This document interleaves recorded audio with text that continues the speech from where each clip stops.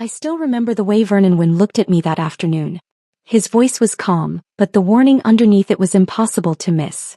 Stay out of it. Then he pushed a stack of transfer papers across the dining room table.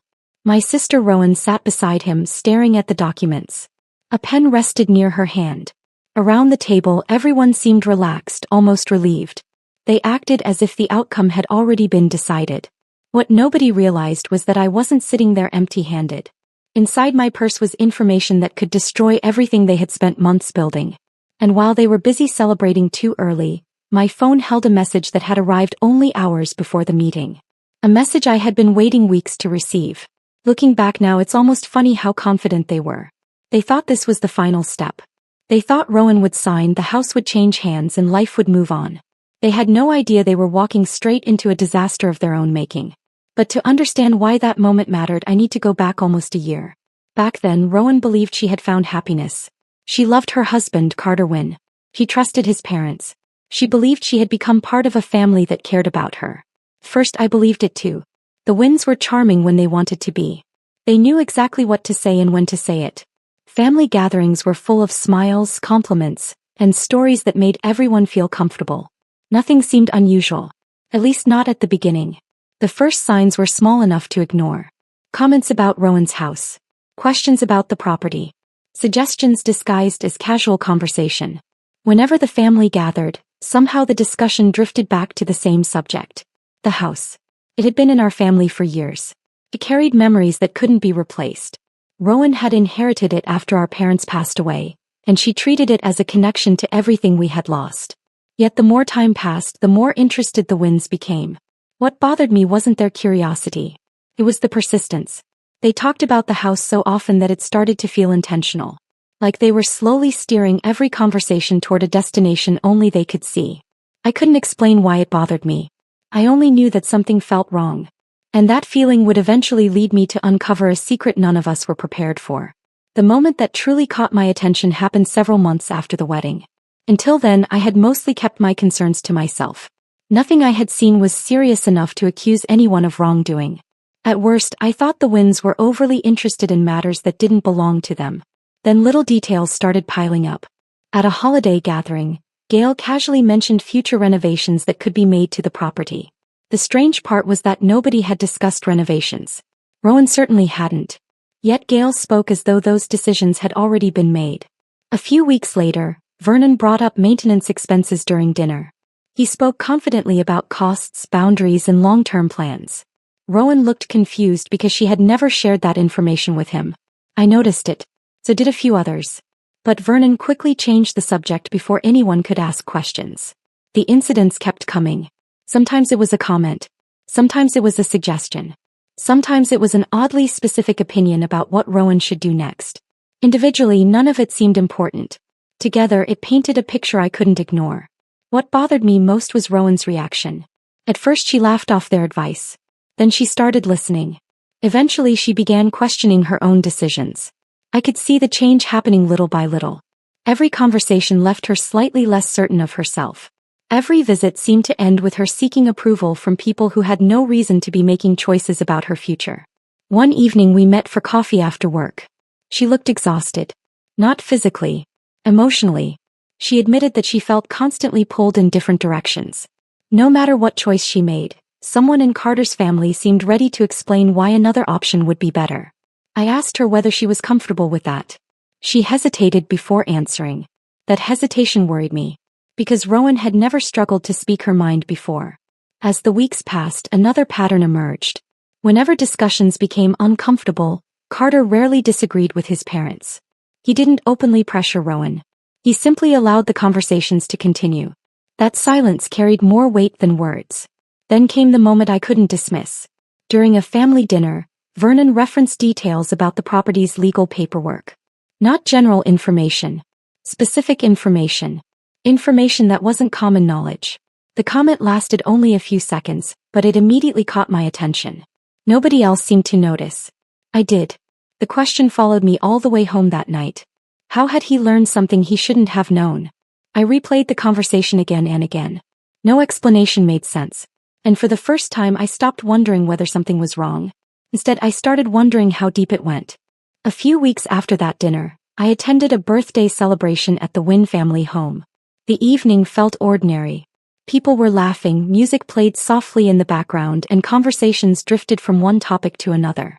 I spent most of the night moving between groups, trying to enjoy myself while keeping my growing concerns private. At one point my phone rang. The house was crowded, so I stepped away to answer the call somewhere quieter. I walked through a side hallway and headed toward the back patio. That's when I heard voices. At first I paid no attention. I assumed it was another family conversation. Then I heard Rowan's name. Without thinking I stopped. The voices belonged to Vernon, Gail, and Carter. They were speaking in low tones, believing they were alone.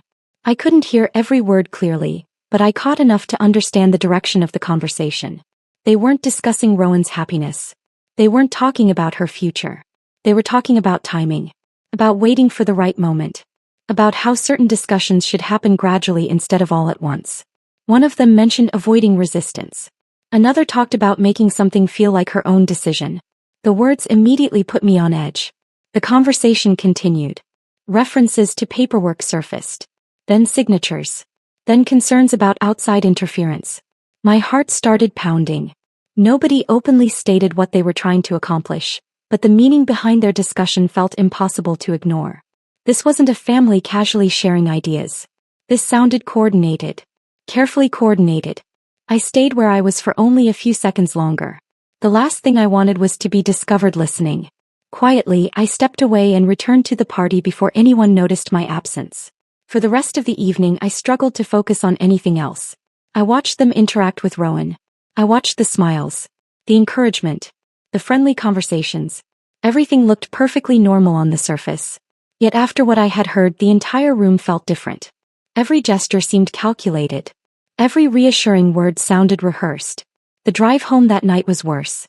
My mind replayed the conversation again and again. I searched for innocent explanations. Maybe I had misunderstood. Maybe I had only heard fragments and filled in the blanks myself. But no matter how many times I reconsidered it, the feeling remained. Something was happening behind Rowan's back. The problem was that feelings weren't evidence. Suspicions weren't proof. And if I was going to protect my sister, I needed facts. For the first time, I decided to stop relying on instincts. Whatever secret they were hiding, I was going to find it. The next few weeks became a routine I never expected to have. Instead of spending my evenings relaxing, I spent them searching. I started with information that anyone could legally access. Property filings, historical documents, archived notices, ownership records, and other public information connected to the house. I wasn't looking for anything specific at first. I simply wanted to understand whether there was something I had missed. Most nights ended in frustration. Pages of paperwork led nowhere. References pointed to documents that revealed nothing useful. More than once I considered giving up. Then one small detail caught my attention. It wasn't dramatic. In fact, most people would have skipped right past it. A filing referenced an earlier document connected to a decision made years before Rowan inherited the property. That document led me to another record. Then another. Piece by piece, a larger picture began forming. The deeper I went, the more inconsistencies I found. Certain statements being repeated by the Wynn family didn't match what the official records actually showed. Important details had been left out whenever they discussed the property. Facts that would have changed the entire conversation were conveniently missing. I printed copies of everything and spread them across my dining room table. 4 hours I compared dates, signatures, filings, and references. The pattern became impossible to ignore. Someone wasn't presenting the complete truth. What made it troubling wasn't that the information was hidden. It was that the omissions all pointed in the same direction. Every missing detail benefited one side. And that side wasn't Rowan's. One evening I finally sat back and stared at the stack of papers in front of me. For the first time I felt certain that my instincts had been right. There was a strategy behind everything. The pressure. The conversations. The carefully selected information. None of it was random. Yet one question continued bothering me. If the house was already valuable, why push so hard? Why spend months shaping opinions and influencing decisions? Why not simply move on if Rowan hesitated? The level of effort didn't make sense. People don't invest that much time without a reason. I began looking beyond the property itself. Instead of focusing solely on Rowan's situation, I started examining Vernon more closely. Not rumors. Not gossip. Facts. I wanted to understand what was happening on his side of the story. At first I expected nothing. But before long I stumbled across a lead I hadn't anticipated. A lead completely unrelated to the house. And the moment I saw it, I knew I was finally getting closer to the answer. Because whatever was driving Vernon, it clearly had nothing to do with family. The lead I found didn't seem important at first. In fact, I almost ignored it. It appeared in a place I wasn't expecting, connected to a matter that seemed completely separate from Rowan's situation. But the more I examined it, the harder it became to dismiss. A pattern started emerging. Not around the house. Around Vernon. His public image and his private reality were not the same thing. To most people he looked successful, confident, and in control. He carried himself like someone who always had a plan. Family members respected his opinions because he projected certainty in every conversation. What I discovered told a different story. There were signs of pressure. Not the kind people openly discuss. The kind they work desperately to keep hidden. Commitments that had not worked out as expected. Obligations that had become increasingly difficult to manage. Decisions made years earlier that were now creating consequences. Suddenly, several things began making sense. This wasn't about preserving family traditions. It wasn't about helping Rowan make smart choices. And it certainly wasn't about protecting anyone's future. The house represented something much simpler. A solution. A way out. The value attached to that property could solve problems Vernon didn't want anyone asking about. Once I understood that, his behavior looked completely different. Every suggestion. Every attempt to influence Rowan. Every effort to make her doubt herself. All of it pointed toward the same goal. The realization made me angry, but it also made me worried. Because while I was uncovering pieces of the truth, Rowan was living through the pressure every day. She wasn't seeing the larger picture. She was experiencing the emotional weight of it. Slowly, the confidence I had always admired in her began fading. She second-guessed decisions she would normally make without hesitation. She worried constantly about disappointing people. She carried responsibility that didn't belong to her. One evening she called me unexpectedly. The moment I heard her voice, I knew something was wrong. She sounded exhausted. Not from work. Not from stress. From doubt. For nearly an hour she talked through everything she had been hearing. The advice. The expectations. The guilt. Then she said something that immediately alarmed me. "Tessa, maybe I'm being selfish." I sat in silence for a moment. That sentence told me more than anything else.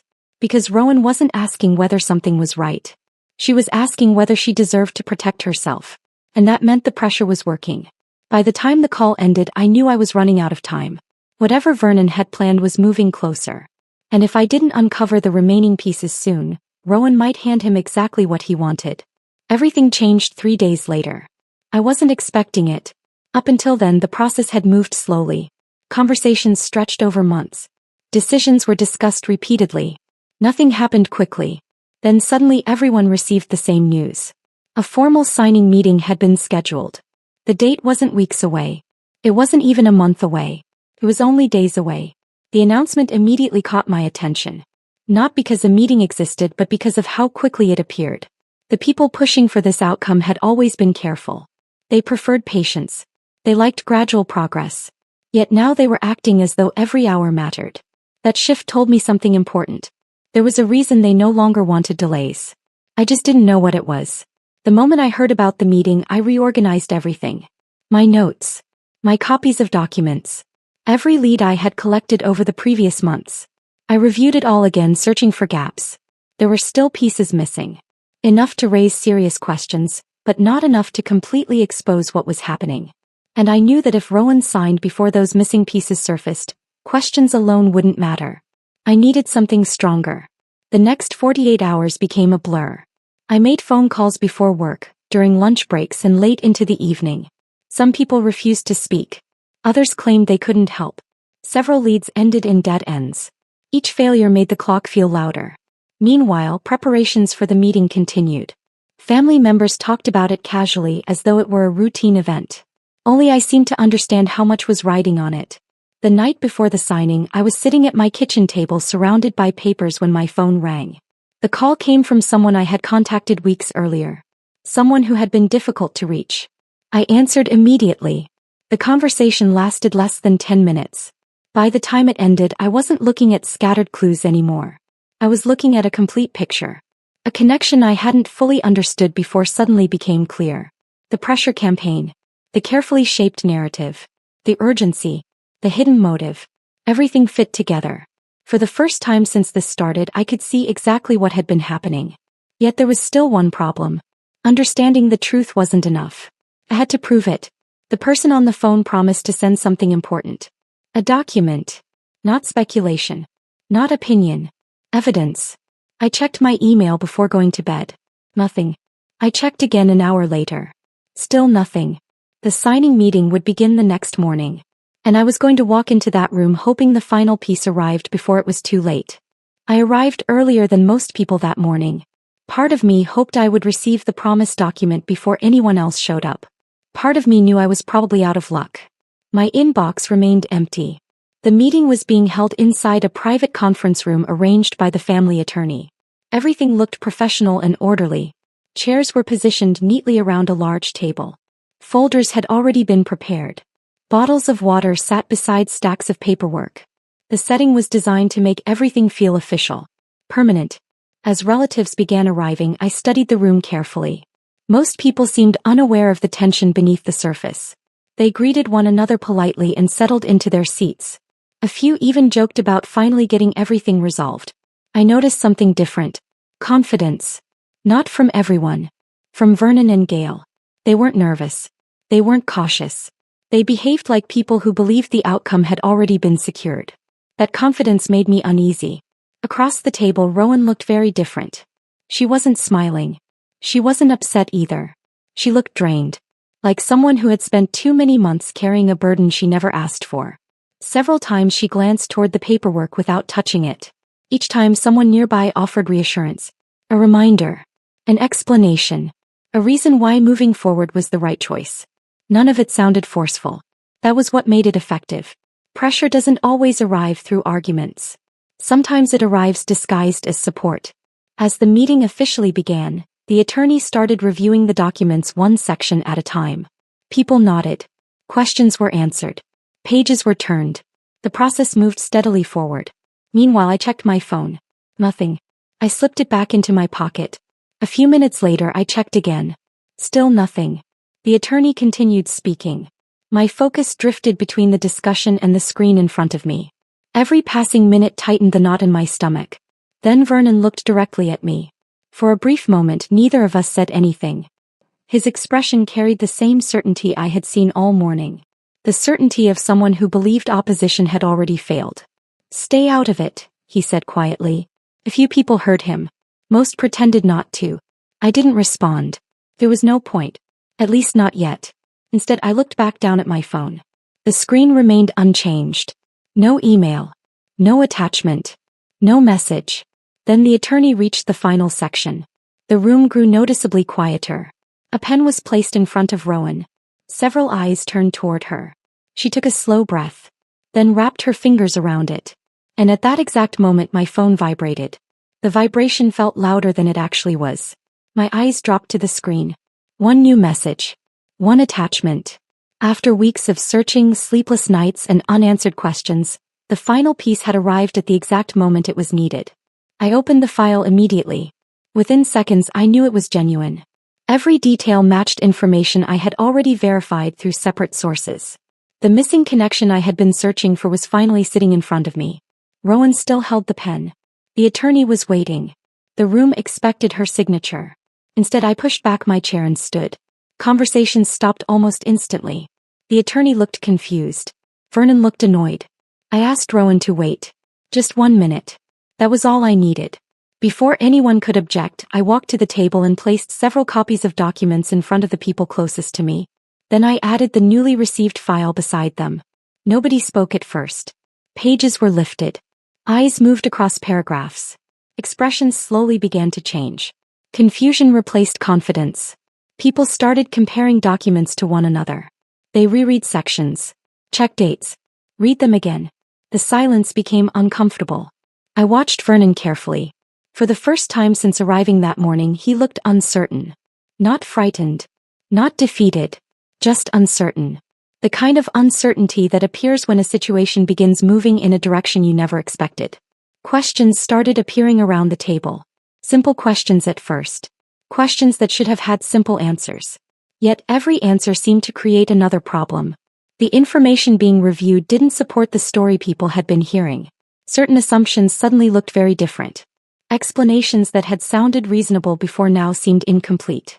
The attorney requested additional time to review everything. That alone changed the atmosphere. Minutes earlier, everyone had been moving toward a conclusion. Now the process had stopped completely. Rowan remained silent. She wasn't reading the room. She was reading the documents. Page after page. Line after line. I could almost see her perspective shifting as she connected pieces she had never been allowed to see together before.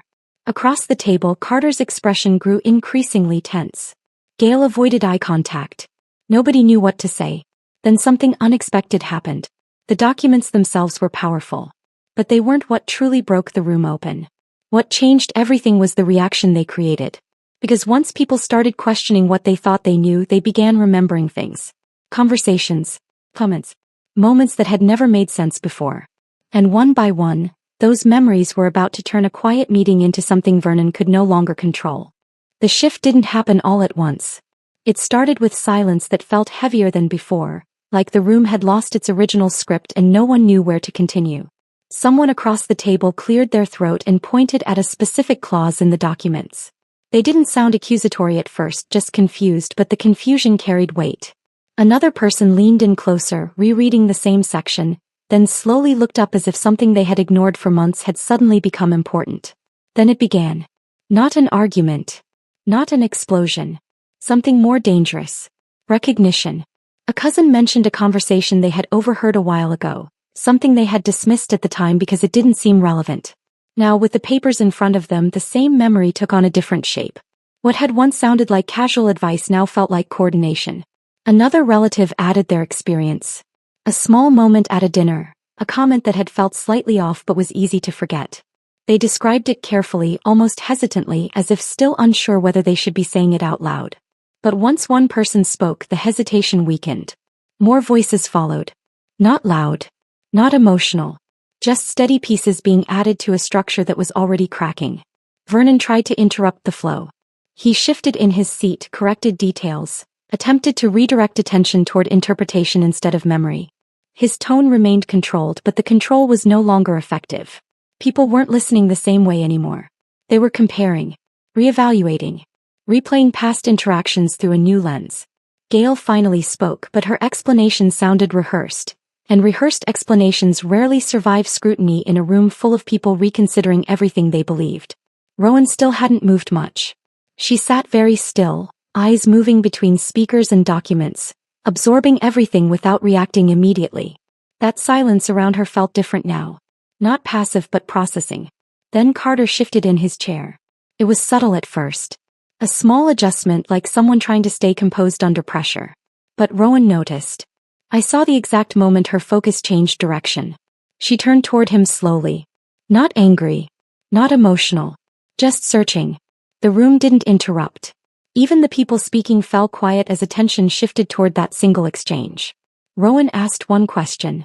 Her voice was steady, but there was something underneath it that hadn't been there before. How long has this been going on? Carter didn't answer immediately. That pause changed everything. It wasn't dramatic. It was quiet, but it filled every corner of the room in a way no spoken explanation could undo. In that silence, Rowan already understood more than any confession could confirm. And for the first time since the meeting began, no one tried to guide the outcome anymore. After that moment, the room never returned to what it had been. It wasn't loud. It didn't collapse in chaos. It simply stopped functioning as a controlled plan. People were no longer following a shared direction. They were reacting individually, each trying to make sense of what they now realized they had been part of. The attorney quietly closed the folder that had been open at the center of the table. No one asked him to continue. No one tried to restart the process. The idea of finalizing anything had already lost meaning. Vernon remained seated, but his posture had changed. The confidence that had carried him earlier was gone, replaced by something tighter, more restrained. He spoke a few times, attempting to reframe what had been said, but his words no longer carried influence. They landed, but they didn't stick. Gail looked around the table as if searching for support that wasn't coming.